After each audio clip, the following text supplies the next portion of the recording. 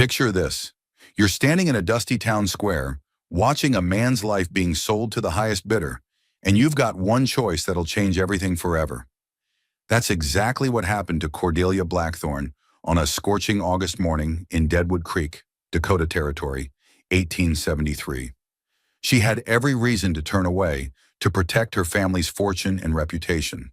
Instead, she did something that would shock the entire territory and ignite a love story so powerful it would defy every law, tradition, and expectation of the Wild West. But here's what nobody expected. When she outbid every cruel rancher and heartless trader with her last golden coins, the warrior didn't just thank her. He looked into her eyes and spoke words in broken English that would haunt her dreams and change her destiny. "My soul, now yours, forever." What Cordelia thought was an act of mercy became something far more dangerous, far more beautiful, and far more forbidden than she could ever imagine. Because what started as one woman's desperate attempt to save a life became a tale of two worlds colliding, two hearts defying impossible odds, and two souls discovering that sometimes the greatest rebellion isn't against laws or society. It's against your own heart trying to tell you that love like this can't possibly exist. But in the untamed wilderness of the Dakota Territory, where justice was written with gunpowder and mercy was rarer than gold, Cordelia Blackthorne was about to learn that some bonds can't be broken by chains, some love can't be bought with money, and some promises echo through eternity. What she didn't know as she raised that final bid was that this warrior carried secrets that could destroy her family, start a war between settlers and tribes, and force her to choose between everything she'd ever known and a love that burned brighter than the Dakota sun. This wasn't just about buying a man's freedom.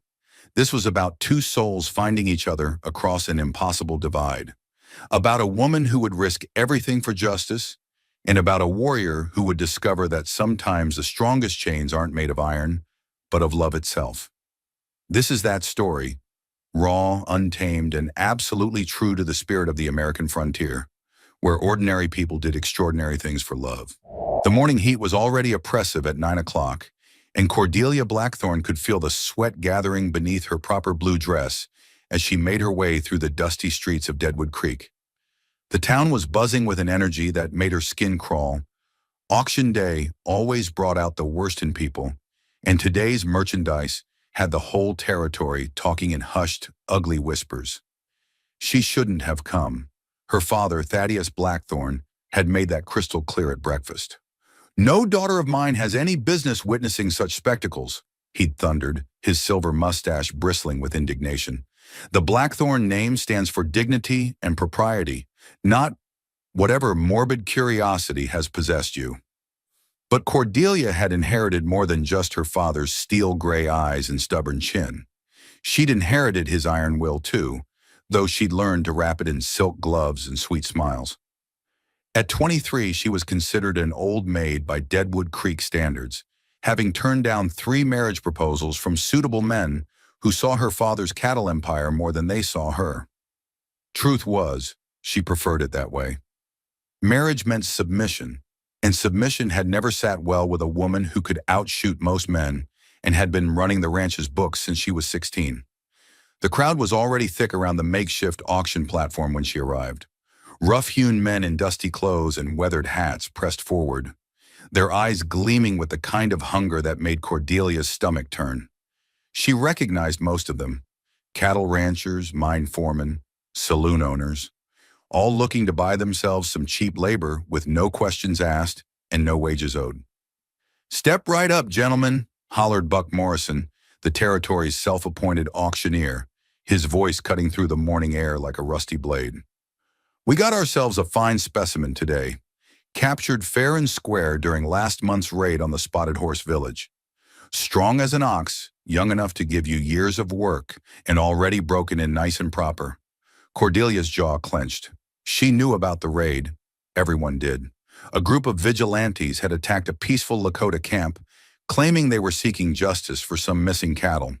What they'd really been seeking was an excuse to capture Indians they could sell as indentured servants, a legal fiction that made slavery palatable to folks who liked to think of themselves as civilized. The crowd parted as 2 men dragged their captive forward, and Cordelia felt her breath catch in her throat. He was tall, probably 6'2", with broad shoulders and lean muscle that spoke of a life lived outdoors. His dark hair hung in two long braids and his bronze skin bore the evidence of rough treatment. Bruises along his ribs, a cut above his left eye, rope burns around his wrists. But it was his eyes that stopped her cold. They burned with a defiance that no amount of chains could break. Even shackled, even surrounded by men who saw him as nothing more than an animal to be sold, he held his head high and met every gaze with the kind of quiet dignity that made some of the crowd shift uncomfortably. This wasn't a broken man. This was a warrior who'd simply been temporarily detained. "Now don't let his looks fool you," Morrison continued, clearly uncomfortable under that steady stare. "He's been real cooperative-like since we explained the situation to him. Ain't that right, Chief?" The warrior said nothing, just continued to scan the crowd with those dark, assessing eyes. When his gaze found Cordelia's, she felt something electric pass between them. Not attraction exactly, but recognition. Like he was seeing something in her that even she didn't know was there. "What's the bidding start at?" called out Jonas Grimsby, a mean-spirited rancher known for working his men half to death. Cordelia had heard the stories about his last indentured servant, a freed slave who'd supposedly run off in the night, though folks whispered he'd been found floating in Miller's Creek with his skull caved in. "We'll start the bidding at $50, Morrison announced. "And gentlemen, let me remind you, this here's a legal and proper transaction. Bill of sale includes a 7-year indenture contract, renewable at your discretion." 7 years. Cordelia's hands clenched into fists inside her kid gloves. 7 years of slavery disguised as employment, with no wages, no rights, and no hope of escape. And renewable at the owner's discretion meant it could easily become a life sentence. $50, Grimsby shouted immediately. 60, countered Pete Hawkins, another rancher with a reputation for brutality. 75, called out someone from the back. The bidding continued to climb, and with each raised bid, Cordelia felt her anger growing hotter. These men weren't just buying a person. They were buying the right to destroy him slowly, to break his spirit one day at a time, until nothing remained of the proud warrior she saw before her. But what could she do? She was one woman against a crowd of men who'd made their choice about what was right and what was profitable. Her father's voice echoed in her head. The Blackthorn name stands for dignity and propriety. Getting involved in something like this would be neither dignified nor proper. The bidding had reached $125 when she noticed the warrior looking directly at her again. This time, there was something different in his expression. Not a plea exactly, but a question. Like he was asking if she was going to be just another face in the crowd, or if she was going to be something more. 130, Grimsby yelled, sweat beading on his forehead. The man was determined to win, and Cordelia knew why. He needed workers for his new mine operation, and indentured servants were cheaper than hired hands. That's when she made her decision. Later, she'd tell herself it was about justice, about doing what was right.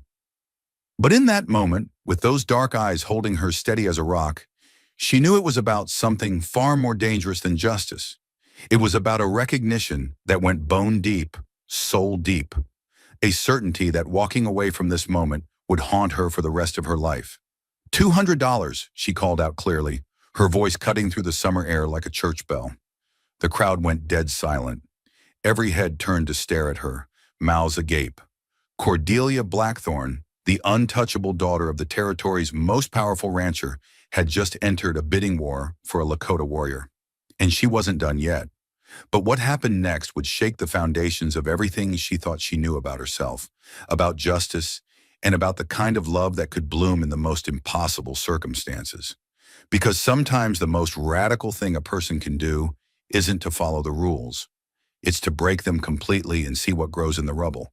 The silence stretched for what felt like eternity, thick as molasses and twice as suffocating. Every eye in that dusty town square was fixed on Cordelia, and she could practically hear the wheels turning in their heads as they tried to make sense of what they'd just witnessed. The untouchable Blackthorn princess had just bid $200, more money than most of these men saw in 6 months, on a Lakota warrior. Buck Morrison cleared his throat nervously, his auctioneer's confidence suddenly shaky. Uh, did I hear that right, Miss Blackthorne? $200? You heard correctly, Cordelia replied, keeping her voice steady despite the way her heart was hammering against her ribs. She could feel disapproving stares boring into her from every direction, but she kept her chin high and her gaze fixed on the auctioneer. There was no backing down now. Jonas Grimsby's face had gone an alarming shade of purple. Now hold on just a goddamn minute, he sputtered, spittle flying from his lips.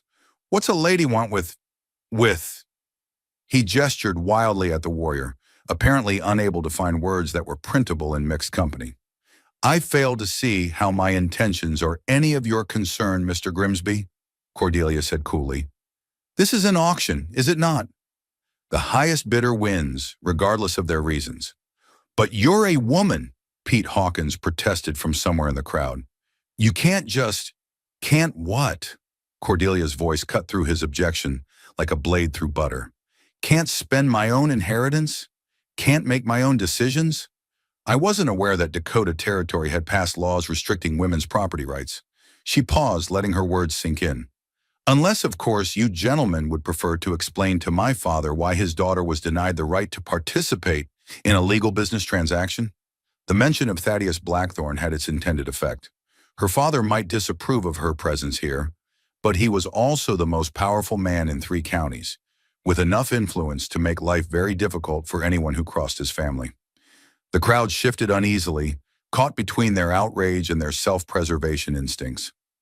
Morrison looked around desperately, clearly hoping someone else would take charge of the situation.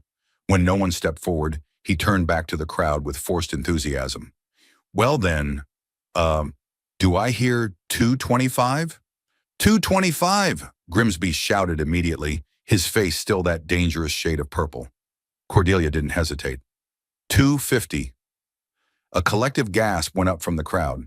$250 was more than many families made in a year. It was insane money for what these people saw as a piece of property, and everyone knew it. But Cordelia could see something they couldn't, or wouldn't.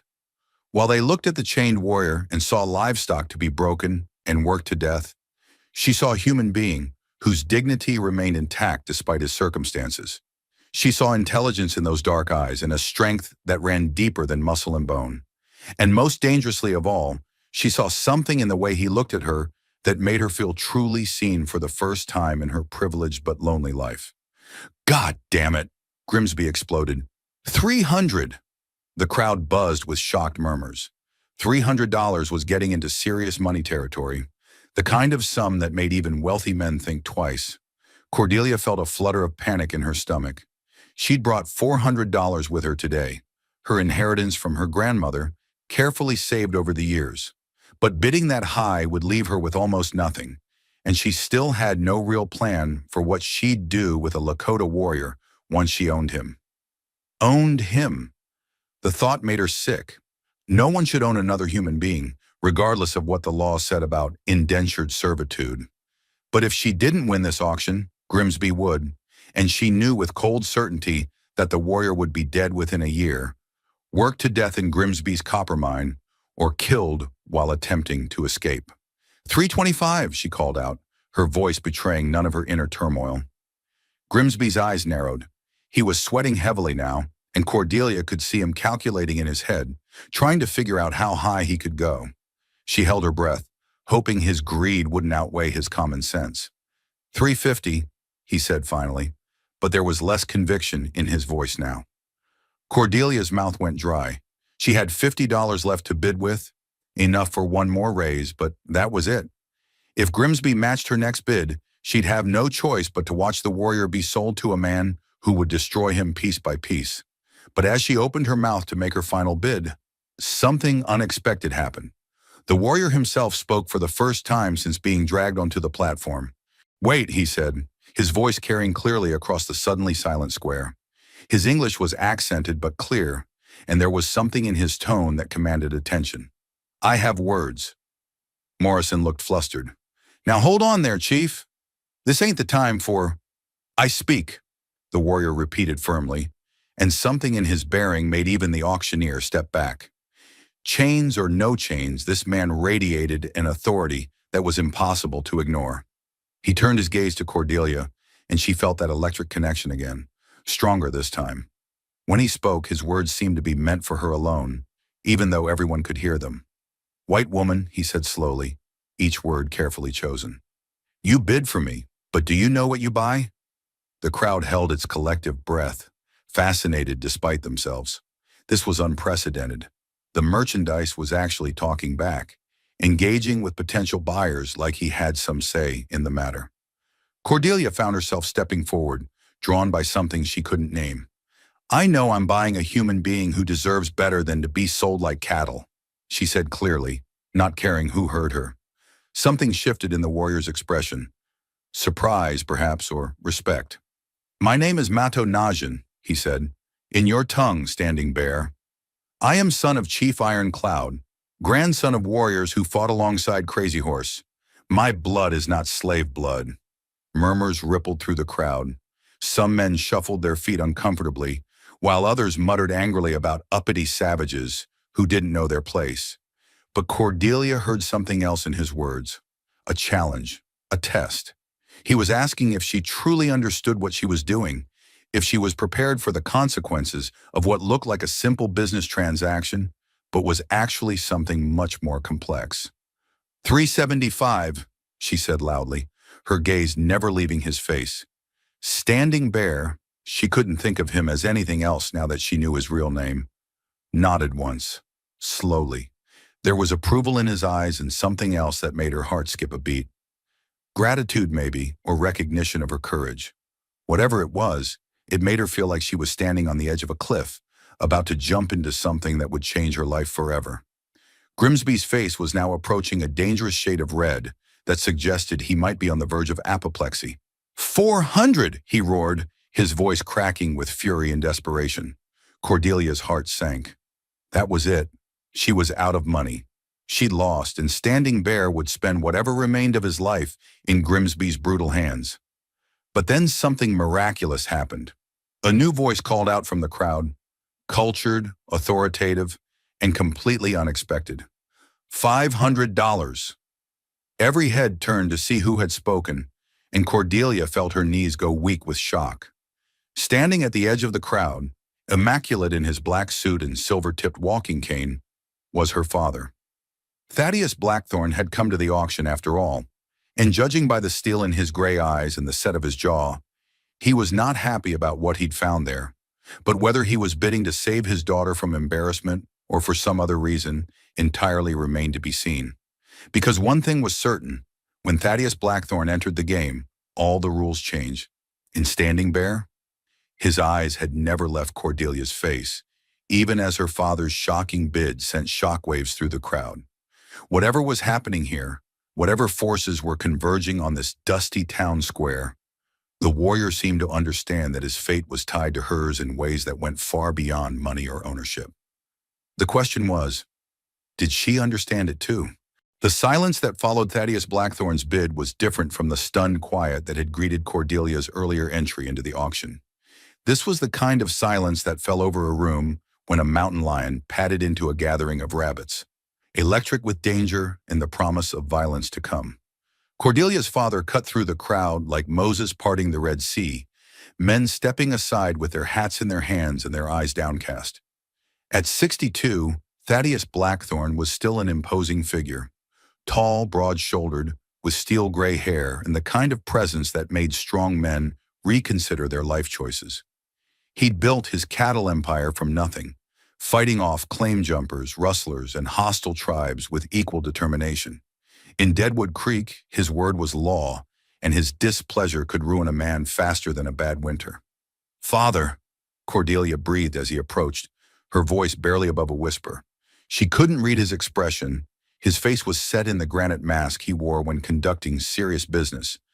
But there was something burning in his gray eyes that she'd never seen before. "Cordelia," he said curtly, not breaking stride as he passed her, and positioned himself directly in front of the auction platform. "We'll discuss your presence here later."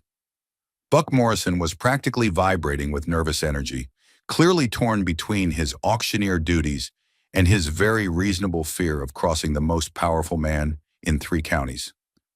"Mr. Blackthorne, sir," he stammered. Uh, did I hear $500? "You did," Thaddeus replied, his voice carrying the same authority he used when addressing his ranch hands.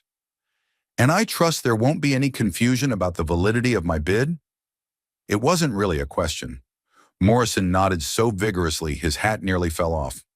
"No, sir, no confusion at all. $500 it is." Jonas Grimsby looked like he was about to have an apoplectic fit. His face had progressed beyond purple into an alarming shade that suggested internal bleeding. "Blackthorne," he sputtered. "You can't just... This ain't right. I had the winning bid." Thaddeus turned to face him with the slow, deliberate movement of a man who'd never had to hurry for anything in his life. "Mr. Grimsby," he said pleasantly, "if you'd like to bid $600, you're welcome to do so. Otherwise, I suggest you step back and allow the auction to proceed." $600. The amount hung in the air like a challenge. Grimsby opened and closed his mouth like a fish out of water, clearly wanting to continue the bidding war, but knowing he was outgunned. Even if he had that kind of money, which was doubtful, going toe-to-toe with Thaddeus Blackthorne was a losing proposition in every sense of the word. "Anyone else?" Morrison called out, though his voice cracked on the words. "Going once for $500. Going twice." Cordelia found herself looking at Standing Bear again, trying to read his expression. The warrior's gaze had shifted from her to her father, and there was something calculating in his dark eyes, as if he was reassessing the entire situation based on this new player entering the game. Did he understand what was happening? Did he know that her father's bid might actually make his situation worse rather than better? Because Cordelia was beginning to understand something that chilled her to the bone. Her father hadn't come here to save Standing Bear from Grimsby's cruelty. He'd come to save his family's reputation from his daughter's reckless compassion. And that meant the warrior was about to trade one form of captivity for another. Perhaps one that was more refined, but no less complete. "Sold!" Morrison's gavel came down with a sharp crack that seemed to echo off every building in town. "To Mr. Thaddeus Blackthorne for $500. The crowd began to disperse, men drifting away in small groups, their voices low as they discussed what they just witnessed. Cordelia caught fragments of conversation as they passed. Speculation about Thaddeus's motivations, criticism of her unladylike behavior, and ugly predictions about what would happen to the savage now that he belonged to the Blackthorns. But Cordelia barely heard them. She was watching her father approach the platform where Standing Bear waited, still chained, still radiating that quiet dignity despite everything that had happened to him. Two men who came from completely different worlds, about to negotiate the terms of one man's enslavement to another. "Release the chains," Thaddeus ordered Morrison curtly. "I'll be taking him with me immediately." Morrison hesitated. "Sir, are you sure that's wise? I mean, he's a wild one, and without the restraints—" "Mr. Morrison," Thaddeus interrupted, his voice carrying a warning that made the auctioneer take a step back. "I've been handling dangerous animals longer than you've been alive." Whatever it was, it sent a shiver down her spine that had nothing to do with fear and everything to do with possibilities she wasn't ready to name. The ride home to the Blackthorn Ranch was a blur of dust and jumbled thoughts. Cordelia's mind raced as the carriage bounced over the rutted roads, carrying her away from the town and toward a confrontation she wasn't prepared for. What had she been thinking, bidding on a human being at a slave auction? What had possessed her to risk her family's reputation for a man she didn't even know? But even as she asked herself these questions, she knew the answers. She'd seen something in Standing Bear's eyes that had called to something deep inside her, a recognition that went beyond words or rational thought. And now her father owned him, which meant he'd be living on their ranch, working their land, breathing the same air she breathed. The Blackthorn Ranch sprawled across 15,000 acres of prime Dakota Territory grazing land, with a main house that rivaled anything back east for size and luxury. Thaddeus had spared no expense in creating a monument to his success, and the result was a cattle empire that employed over 100 men and dominated the local economy. Cordelia barely noticed the familiar grandeur as she hurried inside and up to her room, From her window, she could see the road that led back to town, and she found herself watching for signs of her father's return. What was he saying to Standing Bear during their ride to the ranch? What arrangements was he making for housing, for work, for the hundred small details that would determine whether her impulsive act of mercy became a blessing or a curse? It was nearly sunset when she finally heard the sound of hooves on gravel. From her window, she watched her father ride up to the main house. But Standing Bear was nowhere to be seen. Wherever he'd been taken, it wasn't to the front entrance where honored guests would be received. 20 minutes later, she heard her father's heavy footsteps on the stairs, and she knew the reckoning had come. "Cordelia!" His voice was deadly quiet as he stood in her doorway. "We need to talk." She turned from the window, squaring her shoulders for the fight she knew was coming. "Yes, father." "I believe we do." But what neither of them realized was that this conversation would set into motion events that would change not just their relationship, but the entire balance of power on the frontier. Because Standing Bear wasn't just any Lakota warrior. He was the son of a chief whose influence stretched far beyond the boundaries of any ranch or territory. And some bonds, once forged in the heat of a moment's compassion, could never be broken by words alone. Thaddeus Blackthorne closed the door behind him with the kind of careful control that spoke of barely contained fury. Cordelia had seen her father angry before, when rustlers had stolen 50 head of cattle, when politicians had tried to squeeze him for bribes, when business rivals had attempted to undercut his contracts. But she'd never seen him look at her the way he was looking at her now, as if she'd become a stranger who'd invaded his home and threatened everything he'd built. "Sit down," he said quietly, gesturing to the chair beside her writing desk. "Father, I can explain." "Sit down." Cordelia sat, her hands folded in her lap like a schoolgirl called before the headmaster. But inside, her spirit was already rebelling against the lecture she knew was coming. She was 23 years old, a grown woman with her own inheritance and her own mind. She didn't need her father's permission to follow her conscience. Thaddeus moved to the window where she'd been standing, looking out over the ranch that represented his life's work. The setting sun painted his profile in golden shadow, making him look older than his 62 years. "Do you have any idea," he said finally, his voice barely above a whisper, "what you've done today?" "I tried to save a man's life," Cordelia replied, lifting her chin defiantly. "I tried to prevent an innocent person from being sold into slavery." Her father turned from the window, and the look in his gray eyes made her shrink back despite herself. "Innocent?" He laughed, but there was no humor in the sound. "Cordelia, that man you were so eager to save is Mato Najin, son of Chief Ironcloud. Do you know who Ironcloud is?" A chill ran down Cordelia's spine, but she shook her head. "He's the war chief who led the raid on the Murphy settlement last spring. 15 people died in that attack, including 3 children. He's the one who's been organizing resistance against the railroad expansion, convincing other tribes to break their treaties and go back on the warpath. And his son, your innocent victim, was captured during a raid on a supply train that resulted in 4 more deaths." The words hit Cordelia like physical blows. She'd known Standing Bear was a warrior, had seen it in his bearing and his eyes, but she'd assumed he'd been captured in some skirmish or border dispute. The idea that he might have blood on his hands, that he might have killed settlers, people like her, made her stomach churn. "You don't know that he was involved in those deaths," she said weakly, but even to her own ears the protest sounded hollow. "Don't I?" Thaddeus moved closer, and Cordelia could see the veins standing out on his forehead. "What do you think warriors do during raids, Cordelia? Do you think they sit around the campfire telling stories while other men do the killing?" She wanted to argue, wanted to defend the man who'd looked at her with such dignity and recognition, but the truth was, she didn't know anything about Standing Bear beyond what she'd seen in that brief encounter. She'd acted on instinct, on emotion, on some foolish romantic notion about justice and mercy, and now her father was telling her she'd potentially brought a killer into their home. "But you still bought him," she pointed out, grasping for some way to make sense of her father's actions. "If he's so dangerous, why didn't you let Grimsby have him?"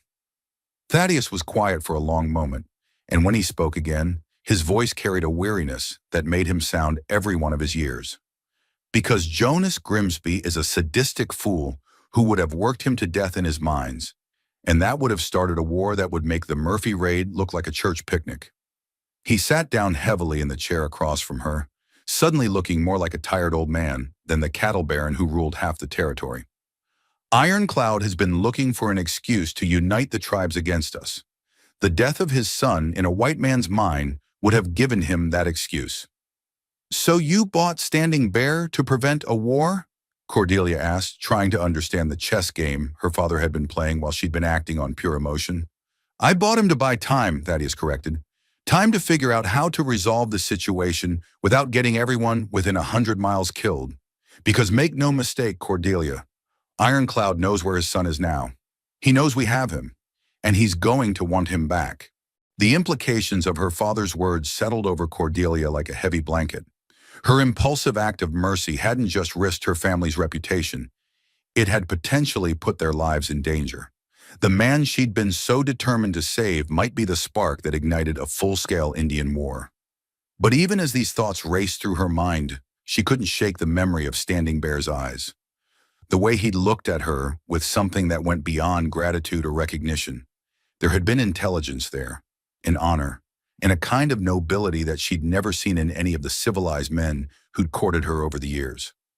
"What happens now?" she asked quietly. "Now we try to clean up the mess you've made," Thaddeus replied bluntly. "I've got him working with the horse crew for now, far enough from the main house that he can't cause immediate trouble, but visible enough that anyone watching will know he's alive and being treated decently. I've sent word to the territorial governor requesting advice on how to handle the situation legally, and I've doubled the guards on the property because we may have visitors sooner than we'd like." "Visitors?" "Ironclad's warriors. They've probably been tracking him since the capture, waiting for the right moment to attempt a rescue. Now that they know where he is, that moment may come very soon." Cordelia felt a stab of something that might have been fear or excitement.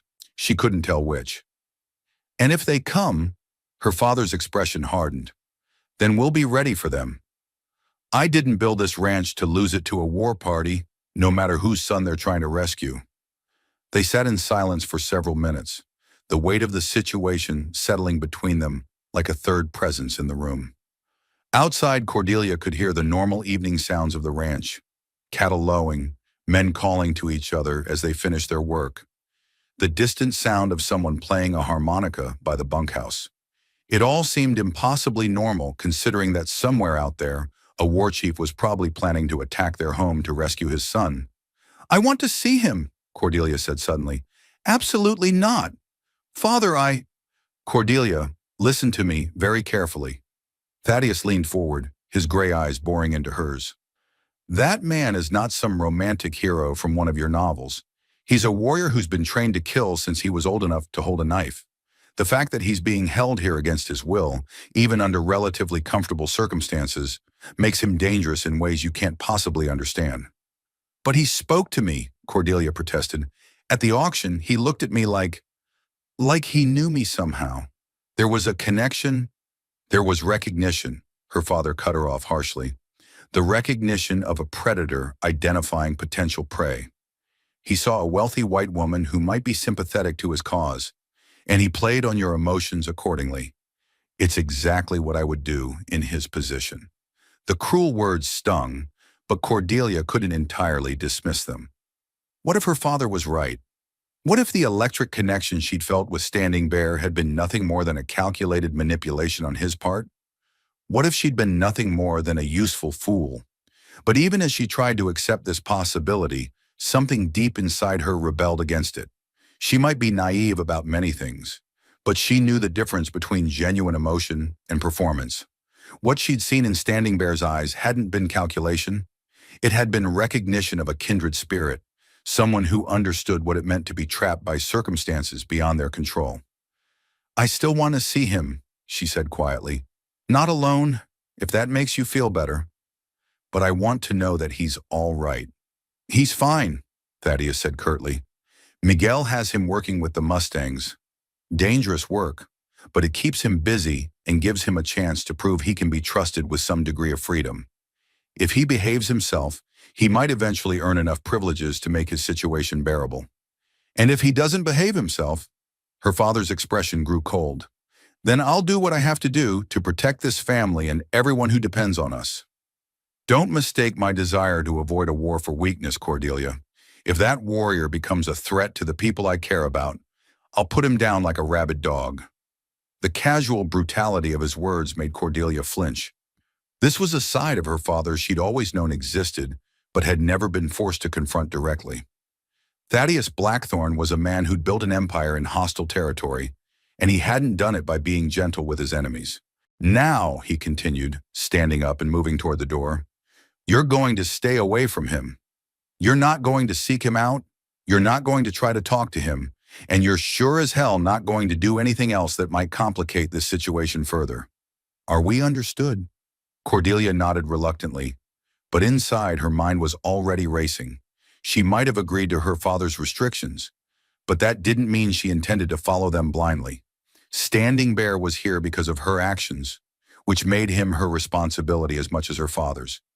And if there really was a connection between them, if the recognition she'd felt had been mutual and genuine, then she owed it to both of them to find out the truth.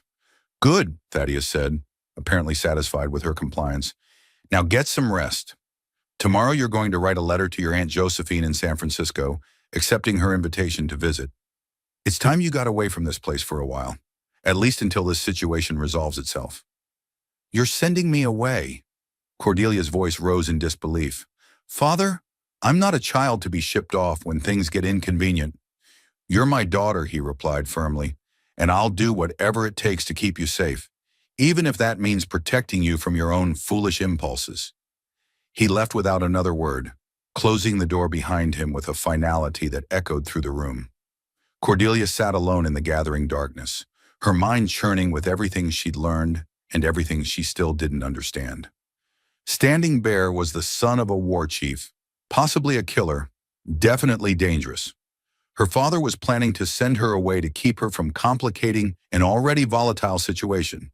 And somewhere out in the vast Dakota territory, Ironclad and his warriors were probably planning their next move in a chess game where the stakes were measured in blood.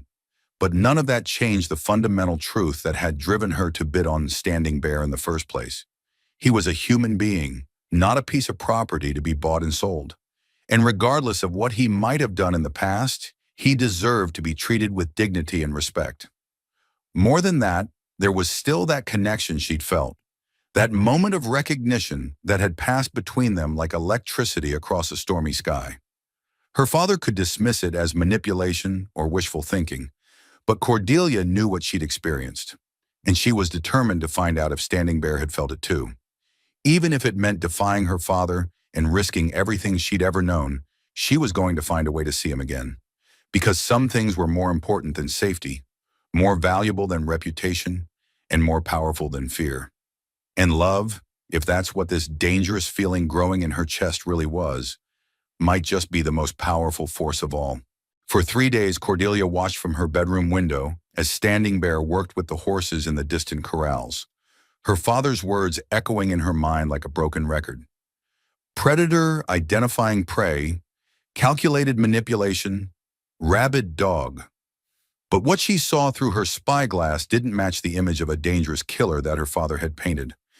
Instead, she watched a man who moved among the half-wild mustangs with a grace that took her breath away. The horses seemed to recognize something in him that the other ranch hands lacked, a wildness that matched their own, perhaps, or an understanding that went deeper than mere training techniques. Where other men used ropes and whips and brute force, Standing Bear used patience, moving slowly and deliberately until even the most skittish animals would approach him. On the third afternoon, she watched him calm a particularly aggressive stallion that had already injured 2 cowhands. The black horse was magnificent but utterly untamable, or so everyone had thought. For over an hour, Standing Bear simply sat on the corral fence, not moving, barely even breathing, until gradually the stallion's fury subsided into curiosity. By sunset, he was feeding the horse from his hand. That night, Cordelia made her decision. Her father might forbid her from seeing Standing Bear, but this was her family's ranch too. She had every right to check on their employee. The fact that she waited until well past midnight to do so was merely a practical consideration. no sense causing unnecessary complications. The main house was silent as she crept through the hallways, her soft leather boots making no sound on the polished wooden floors. Years of sneaking out for midnight rides had taught her which floorboards creaked and which doors squeaked on their hinges. Within minutes, she was outside, breathing the cool night air and listening to the symphony of cricket song and distant cattle lowing. Miguel had mentioned that Standing Bear was staying in the old line shack near the horse pastures, a small cabin that had once housed seasonal workers but had been empty for months. It was a 20-minute walk from the main house, long enough for Cordelia to question the wisdom of her actions a dozen times. But her feet kept carrying her forward, drawn by something stronger than caution or common sense. The cabin sat in a grove of cottonwood trees, their leaves whispering secrets in the night breeze. A thin stream of smoke rose from the chimney, and lamplight flickered behind oiled paper windows. Cordelia paused at the edge of the clearing, suddenly uncertain. What was she going to say? What excuse could she possibly give for being here in the middle of the night? Before she could lose her nerve, the cabin door opened, and Standing Bear stepped outside. In the moonlight, he looked even more imposing than he had on the auction platform. Tall and lean, with the kind of controlled power that spoke of years spent surviving in hostile territory. He wore simple work clothes now instead of his traditional garb, but they couldn't disguise the inherent dignity that seemed to radiate from him like heat from a fire. "I wondered when you would come," he said quietly, his accented English carrying clearly in the still air. Cordelia stepped into the clearing, her heart hammering against her ribs. "You knew I was here?" "I know when rabbits move in the brush," he replied, and she caught the hint of amusement in his voice. "White woman who walks like she owns the earth. This is not hard to hear." Despite her nervousness, Cordelia found herself smiling. "I suppose stealth was never one of my talents." "Courage was," Standing Bear said, and the simple statement sent warmth flooding through her chest. "At the auction, you show more courage than all the men with their guns and their loud voices." They stood facing each other in the moonlight, neither moving closer, but both aware of the electric tension humming in the space between them. Cordelia had come here with a dozen questions, but now that she was actually face to face with him, words seemed inadequate. "My father told me who you are," she said finally. "About your father, about the raids." Standing Bear's expression didn't change, but something shifted in his posture, a subtle straightening, as if he was preparing for judgment. "And now you fear me?" "I don't know," Cordelia admitted honestly. "Should I?" He studied her for a long moment, his dark eyes searching her face as if looking for something specific. Whatever he found there seemed to satisfy him, because when he spoke again, his voice was gentler than before. "Your people killed my mother," he said simply. "Soldiers came to our winter camp when I was 12 winters old. They said we had stolen horses, but we had no horses that were not ours.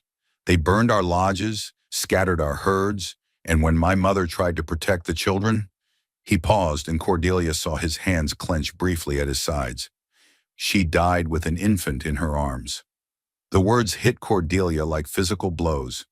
She'd grown up hearing stories of Indian raids, of the savage attacks on innocent settlers, but she'd never considered that there might be another side to those stories. The idea that her own people, soldiers representing her government, might have committed the same kinds of atrocities they accused the Indians of was almost too painful to accept. "I'm sorry," she whispered, the words feeling utterly inadequate. "I tell you this," Standing Bear continued, "not to make you feel sorrow, but to make you understand. When white soldiers kill my mother, I become warrior. When white miners poison our rivers and white hunters kill all the buffalo, I fight back. This is not evil. This is survival." "And the settlers who died?" Cordelia asked quietly. "The children my father mentioned?" Pain flashed across Standing Bear's features, quick as lightning but unmistakable. "War makes killers of good men," he said finally. "White and Indian both. I have done things that will follow me to the spirit world, but I have also tried to protect those who could not protect themselves." The honesty in his voice, the obvious struggle he was having with his own actions, told Cordelia everything she needed to know about his character. This wasn't a man who killed for pleasure or sport, This was someone who'd been forced into violence by circumstances beyond his control, just as she'd been forced into a life of privilege and restriction by her birth. "Why did you let my father buy you?" she asked. "You could have fought them, could have tried to escape." Standing Bear moved closer, and Cordelia caught the scent of wood smoke and sage that seemed to cling to his skin. "Because you bid for me first," he said simply.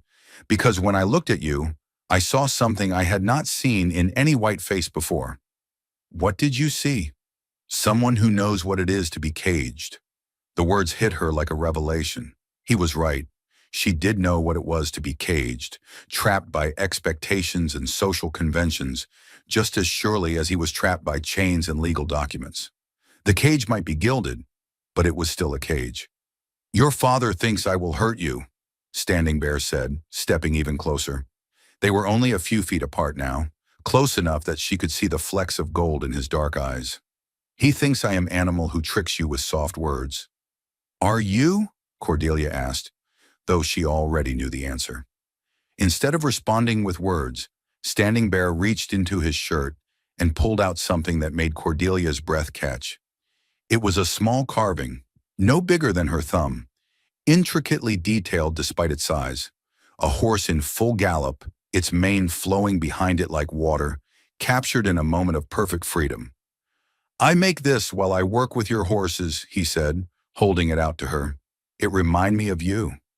"Of me." Cordelia took the carving, her fingers brushing against his as she did. The contact sent electricity shooting up her arm, and she saw Standing Bear's eyes darken with something that made her pulse quicken. "Wild thing that should run free," he explained.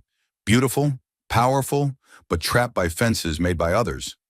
Cordelia stared at the tiny horse, overwhelmed by the artistry and the thought behind it. No one had ever made anything for her before. Certainly not something this personal, this meaningful. In her world, gifts were purchased from catalogs or commissioned from artisans.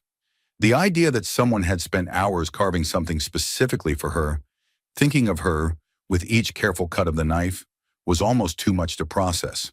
"I can't accept this," she said, though her fingers closed possessively around the carving. "Why?" "Because..." She struggled to find words for something that went beyond social convention into the realm of genuine fear. "Because if I take it, it means something. And if it means something, then everything changes." Standing Bear moved closer still, close enough that she could feel the warmth radiating from his skin. "Everything already changed," he said softly. "The moment you bid for me, the moment you chose to see man instead of savage, everything changed." He was right, and they both knew it. The careful boundaries of her life had shifted the moment she'd raised her hand in that dusty town square. There was no going back to the safe, predictable existence she'd known before. "My father wants to send me to San Francisco," she said quietly, "to keep you away from me." "Yes." Standing Bear nodded, as if he'd expected this. "He is wise man. Smart father protects daughter from dangerous warrior. But he cannot protect you from yourself." Standing Bear raised his hand slowly, giving her every opportunity to pull away, and touched her cheek with gentle fingers. "And he cannot change what is already written in the stars." "What do you mean?" "My grandmother was medicine woman," he said, his thumb tracing the line of her cheekbone with reverent care. "She teach me to read signs, to see patterns that others cannot see. When I look at you, I see something that was always meant to be." "That's impossible," Cordelia whispered, but she made no move to step away from his touch. "We're from different worlds. Your people and mine have been at war for generations." "Some things are stronger than war," Standing Bear replied. "Some connections go deeper than the hatred of tribes." Before Cordelia could respond, he leaned down and kissed her. It was gentle at first, almost tentative, as if he was giving her a chance to pull away. But when she didn't, when she instead stepped closer and allowed her hands to come to rest on his chest, the kiss deepened into something that felt like coming home and setting out on a dangerous journey all at the same time. When they finally broke apart, both were breathing hard. Cordelia's world had narrowed down to this moment, this man, this impossible connection that felt more real than anything she'd ever experienced. This is madness, she breathed. Yes, Standing Bear agreed, resting his forehead against hers. Beautiful, dangerous madness. A sound in the distance, the soft whinny of a horse that shouldn't have been disturbed at this hour, made both of them freeze. Standing Bear's head snapped up, his entire body going still with the alertness of a wild animal sensing danger. You must go, he said urgently, pulling away from her. Now. What is it?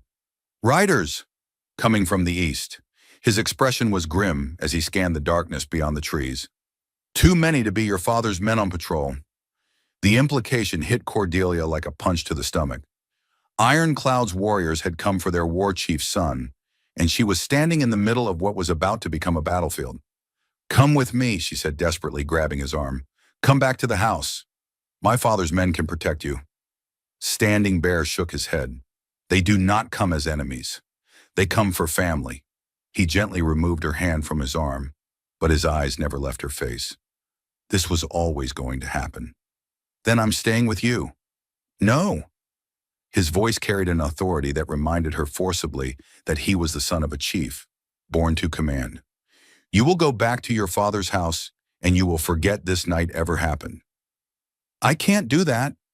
Standing Bear cupped her face in both hands, his eyes boring into hers with desperate intensity. Then remember it, he said fiercely. Remember that for one moment, two caged birds found each other in the darkness. Remember that some connections cannot be broken by distance or time or the hatred of tribes. The sound of approaching horses was getting closer now, and Cordelia knew she was out of time. But as she turned to leave, Standing Bear caught her hand one last time. Keep the horse, he said quietly, and know that wherever I go, whatever happens, part of my spirit will always belong to you. Then he was stepping back into the shadows, becoming one with the darkness as if he'd never existed at all. Cordelia clutched the carved horse to her chest and ran through the night toward her father's house, tears streaming down her face and her heart breaking with every step. Behind her, the sound of horses grew louder, and she knew that when the sun rose, Standing Bear would be gone. The question was whether he would go as a free man reunited with his people, or as the spark that ignited the war her father had been so desperate to avoid. Either way, her life would never be the same. Cordelia burst through the front door of the ranch house just as her father emerged from his study, fully dressed despite the late hour and carrying his Winchester rifle. The expression on his weathered face told her that he'd already heard what she'd been running from. The sound of approaching horses that could only mean one thing. Where the hell have you been? Thaddeus demanded, his gray eyes flashing with a mixture of fear and fury that she'd never seen before. I couldn't sleep, so I went for a walk. Don't lie to me, Cordelia. His voice was deadly quiet, the tone he used when his patience had reached its absolute limit. Not tonight, not with Ironcloud's war party riding toward my ranch. Before she could respond, Miguel burst through the door behind her, his face grim and his hand resting on his gun butt. Boss, they're here. 20 riders, maybe more, positioned along the ridge. They ain't hiding. Want us to know they're there. Thaddeus nodded curtly. Wake the men. Full alert, but nobody shoots unless I give the word. And Miguel. He paused, his jaw clenching. Make sure our guest is secure. Already done, boss. Got him locked in the root cellar with 2 men standing guard. Cordelia's heart lurched. You can't lock him up like an animal. He's done nothing wrong. He's the son of a war chief who's currently surrounding my property with armed warriors, Thaddeus snapped. Right now, he's the only thing standing between us and a massacre. The sound of a single horse approaching at a gallop made all 3 of them freeze. Cordelia moved to the window, peering through the curtains at the moonlit yard. A lone rider was approaching the house. A Lakota warrior in full ceremonial dress, his horse dancing sideways with nervous energy. That's not Ironcloud, Miguel said quietly, joining her at the window. Too young, and he's carrying a talking stick, not weapons. Messenger, Thaddeus grunted, wants to parley. They watched as the warrior rode to the center of the yard and sat motionless on his horse, waiting. He made no aggressive moves, issued no challenges, simply waited with the patience of someone who understood the gravity of the situation. I'm going out there, Thaddeus said, checking his rifle one final time. Father, no! Cordelia grabbed his arm. What if it's a trap? Then we'll deal with it. He gently removed her hand from his sleeve, and for a moment his expression softened. Cordelia, I need you to promise me something. Whatever happens out there, whatever you hear or see, you stay in this house. Do you understand me? She wanted to argue, wanted to insist that she had as much right as anyone to face the consequences of her actions. But the look in her father's eyes told her that this was not the time for rebellion. I understand, she said quietly. Thaddeus nodded and stepped out into the night, Miguel at his side. Cordelia pressed her face to the window, her heart pounding as she watched her father approach the warrior. From this distance, she couldn't hear what was being said, but she could see the tension in both men's postures as they engaged in what was clearly a formal exchange. After several minutes, the warrior wheeled his horse around and rode back toward the ridge. Thaddeus stood in the yard for a long moment, looking up at the dark shapes positioned along the high ground, before walking back to the house. Well, Cordelia demanded the moment he stepped through the door. Iron Cloud wants his son back, Thaddeus said simply. He's willing to negotiate, but only if we demonstrate good faith by releasing Madonajin immediately. So do it, Cordelia said urgently. Give him back his son and end this before it starts. Her father's laugh was bitter and without humor. You think it's that simple? You think we can just hand over a man we legally purchased and everything goes back to normal? Why can't we? Because the territorial government paid good money for information leading to the capture of Ironcloud's son, Miguel explained quietly. Because there's a bounty on his head that half the territory wants to collect. Because letting him go means admitting that the whole auction was illegal, which opens up a can of worms nobody wants to deal with. Politics, Thaddeus added grimly.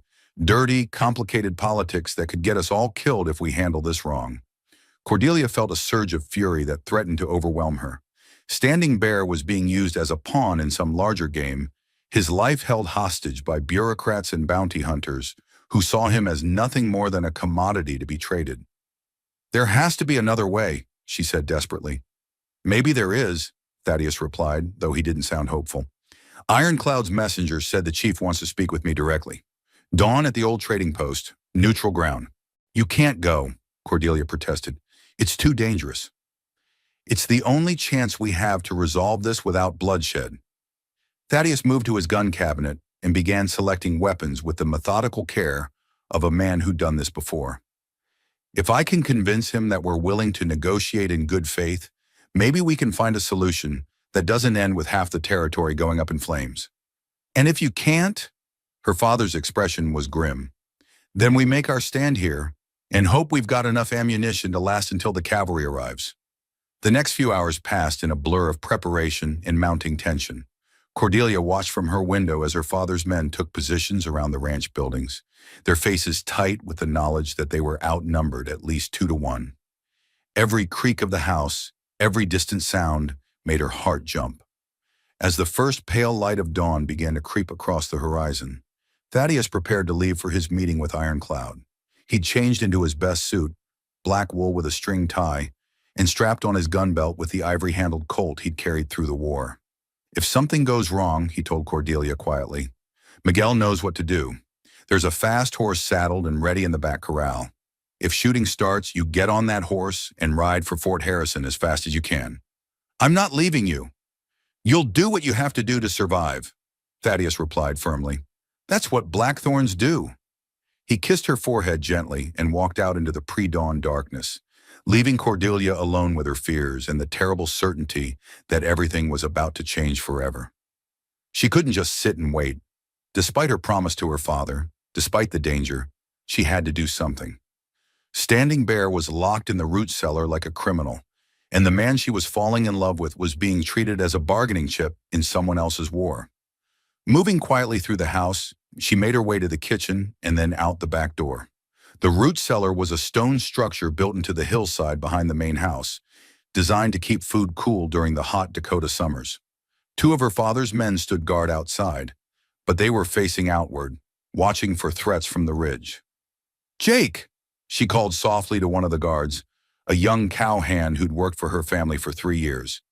I need to speak with the prisoner. Jake looked uncomfortable. Miss Cordelia, your pa said nobody was to. My father also said to treat our guest with respect, she interrupted firmly. I'm simply ensuring that he has what he needs for comfort. Surely that doesn't violate your orders. The guard wavered, clearly torn between his instructions and his natural deference to the boss's daughter.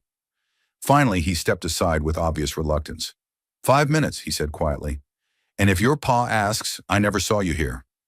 The root cellar was dark and cool, lit only by a single oil lamp hanging from the ceiling. Standing Bear sat on a wooden crate in the corner, his wrists bound with rope but his dignity intact. When he saw her, something flickered in his dark eyes. Surprise, perhaps, or a kind of weary acceptance. I told you to forget this night, he said quietly. I tried. Cordelia stepped closer, keeping her voice low so the guards outside wouldn't hear. Are you hurt? Only my pride. He gestured to his bound hands with a bitter smile. Your father's men were thorough in their precautions. They're frightened, Cordelia said, moving to untie the ropes. We all are. Standing Bear watched her work, his expression unreadable. You should not be here. If your father finds you. My father has gone to meet with Iron Cloud. The ropes fell away, and she rubbed his wrists where they'd been chafed raw. They're trying to negotiate your release. There will be no negotiation, Standing Bear said with quiet certainty. My father did not come here to talk. He came to take back what was stolen from him. Then why agree to a meeting? To give his warriors time to get into position? Standing Bear stood up slowly, stretching muscles that had been cramped from sitting in the same position for hours. By now they have surrounded this place completely. Your father walks into a trap. Horror washed over Cordelia as the implications of his words sank in. We have to warn him. It is too late. Standing Bear caught her hands in his expression gentle despite the grim news he was delivering. Your father is a brave man, but he does not understand how my people think. He believes this is about law and politics and territorial boundaries. For my father, this is about blood and honor and the bond between a chief and his son. Then we have to get you out of here, Cordelia said desperately. If you're not here when Ironcloud arrives, maybe. No. Standing Bear's voice was firm. Running would bring shame to my father and death to your people. This must end with honor on both sides, or it will not end at all. What do you mean? Instead of answering immediately, Standing Bear reached into his shirt and pulled out a small object that made Cordelia's breath catch. It was another carving, smaller than the horse he'd given her the night before, but no less intricate. This one showed two figures standing together, a man and a woman from different worlds, their hands clasped in defiance of everything that should have kept them apart. I made this while I waited in the darkness, he said softly, a reminder of what could have been in a different world. Cordelia took the carving with trembling fingers, her eyes filling with tears. It's beautiful. You are beautiful. Standing Bear cupped her face in his hands, his thumbs brushing away the tears that had begun to spill down her cheeks. In all my life, in all the battles and raids and long winters of my people, I have never seen anything as beautiful as you standing in that dusty square, risking everything for a stranger. You're not a stranger, Cordelia whispered. You never were. No, he agreed, leaning down to rest his forehead against hers. We are bound by something deeper than names or tribes or the hatred of our fathers.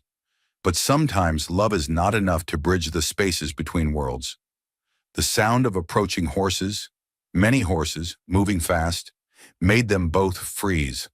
Through the small window of the root cellar, Cordelia could see riders streaming down from the ridge, their war paint and feathers clearly visible in the growing daylight. It's happening, she breathed. Standing Bear nodded grimly. My father has come to take me home. And if you don't want to go. He was quiet for a long moment, his dark eyes searching her face as if memorizing every detail. When he spoke, his voice was heavy with a sorrow that seemed to come from the depths of his soul.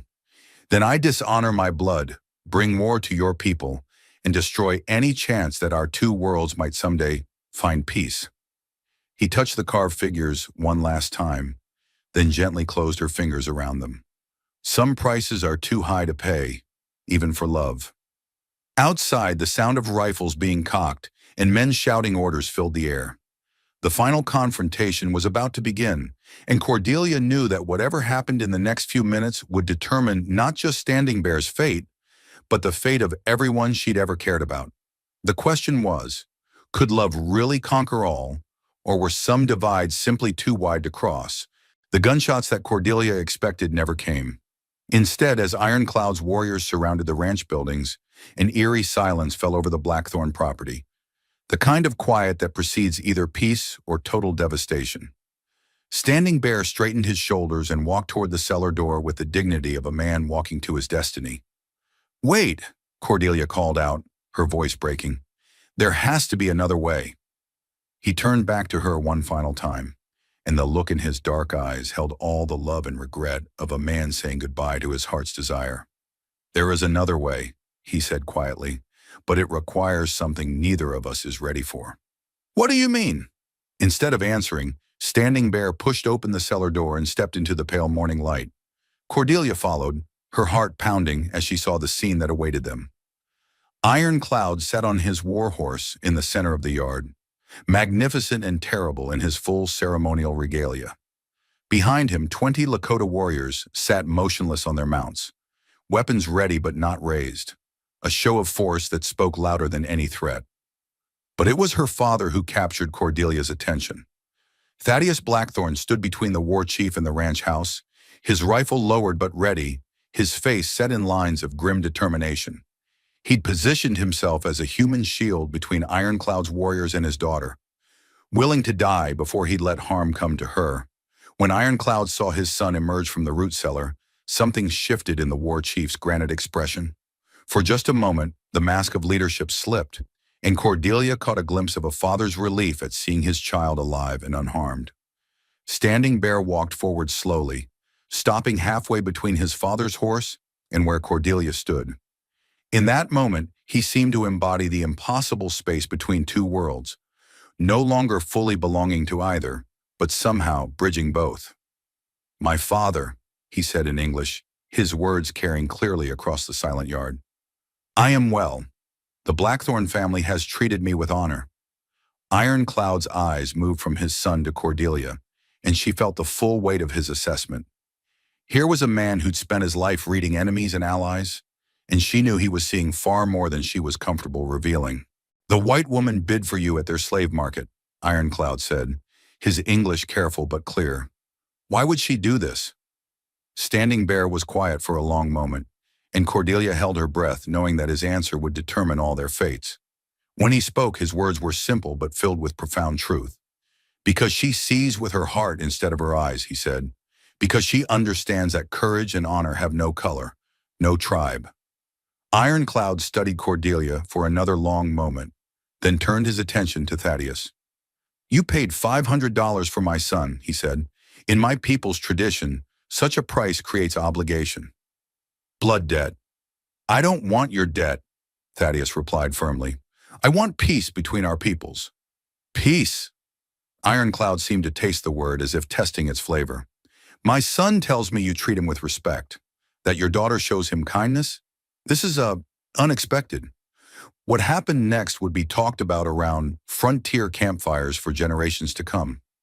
Ironclad dismounted from his horse and walked slowly toward Thaddeus, stopping just outside arm's reach. The two patriarchs faced each other, the cattle baron and the war chief, representing everything their peoples had been fighting over for decades. "Your daughter," Ironclad said quietly, "she has warrior's heart. My son sees this. I see this." He paused, his gaze moving to Standing Bear and then back to Thaddeus. "Sometimes the spirits send us gifts that look like curses. Sometimes they show us paths we did not expect to walk." Standing Bear stepped forward, understanding flickering in his dark eyes. "Father, there is a way. The old way from before the wars began." Ironclad nodded slowly, and Cordelia saw a hint of the wise leader who'd managed to keep his people alive through decades of conflict. "The joining path," he said, "two peoples becoming one through bonds stronger than blood." Cordelia's heart leaped as she began to understand what they were discussing. but her father's sharp intake of breath told her he understood the implications far better than she did. "You're talking about marriage," Thaddeus said bluntly, "between your son and my daughter." "I am talking about alliance," Ironcloud corrected, "about showing both our peoples that there is another way forward, about turning a symbol of hatred into a bridge of hope." The silence that followed was heavy with possibility. Cordelia looked at Standing Bear and saw her own desperate hope reflected in his eyes. They'd found each other across an impossible divide, and now their fathers were offering them a chance to build something beautiful from the ashes of generations of conflict. But it would require courage of a different kind, the bravery to defy every convention of their respective worlds, to become pioneers in a territory where no maps existed. "It won't be easy," Thaddeus warned, his voice rough with emotion. "The territorial government, the other ranchers, hell, half the people in 3 counties will see this as betrayal. And my own people will call me traitor for joining with the horse soldier's family," Ironcloud acknowledged. "But our children already carry pieces of both worlds in their hearts. Perhaps it is time for the worlds themselves to find each other." Standing Bear walked to Cordelia then, taking her hands in his as he had the night before, but this time in full view of both their fathers and the assembled warriors. The morning sun caught the gold in his dark eyes as he spoke words that would change everything. "My soul belongs to you, as I promised," he said softly, "but now I offer more than spirit. I offer a future where love writes the treaties, where understanding builds the bridges, and where 2 hearts brave enough to trust each other can show 2 nations the path to peace." Cordelia looked into the face of the man who'd awakened something in her she'd never known existed. Not just love, but purpose, not just passion, but the chance to be part of something larger than herself. "Yes," she whispered, the word carrying all the weight of destiny. "Yes." And as Ironcloud and Thaddeus Blackthorn shook hands over their children's clasped fingers, sealing an alliance that would reshape the territory, Cordelia knew she'd found something worth every risk, every sacrifice, every moment of fear and uncertainty. She'd found her destiny in the eyes of a warrior who'd sworn his soul belonged to her forever. What did you think of this incredible love story that defied every odd and expectation? Have you ever felt that instant, soul-deep connection with someone that transcends all boundaries? Drop your thoughts in the comments below. I love hearing your stories of love conquering impossible circumstances. And if tales like this one stir something wild in your heart, make sure to subscribe to Wild West Stories for more epic adventures of courage, romance, and the untamed frontier spirit. Hit that notification bell so you never miss a story that could change how you see love, destiny, and the power of 2 hearts brave enough to build bridges across any divide. Until our next frontier adventure, remember, the greatest love stories aren't the easy ones. They're the ones worth fighting for. Ride free, love fearlessly, and never let anyone tell you that some dreams are too big to chase.